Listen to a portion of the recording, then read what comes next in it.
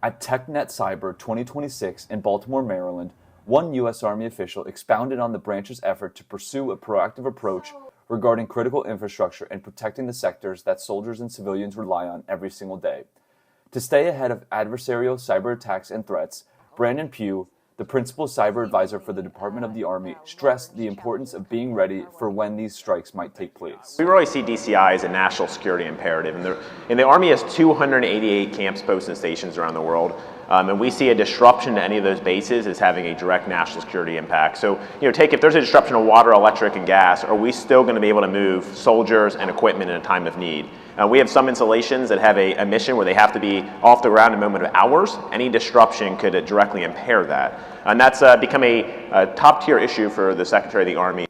One way they are working to guard against possible cyber attacks is by ensuring that Army bases have access to a sufficient number of resources. According to Pugh, this endeavor includes modernizing these installations to feature the most up-to-date capabilities.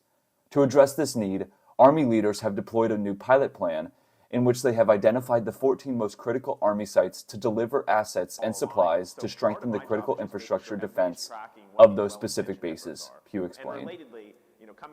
We had a list of hundreds of priority sites. And I'm like, well, not everything can be a priority if there's hundreds of sites on there.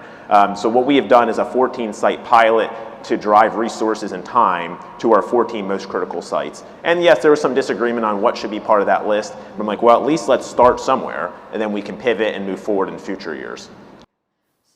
Army leaders are also attempting to put together a defense critical infrastructure playbook. This tool will compile the best practices in this space into a one-stop shop game plan for garrison commanders to utilize.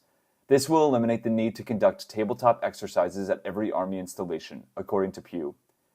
These next steps are the results of the Secretary of the Army's inaugural Defense Critical Infrastructure Summit that took place last month. At the event, Army leaders brought leaders of interagency, industry, and the Army together to further prioritize critical infrastructure, drive home the significance of interoperability, and identify barriers in this space. This major announcement was one of several that public and private sector officials made throughout the course of TechNet Cyber 2026. If you missed it, luckily, Signal Media has you covered.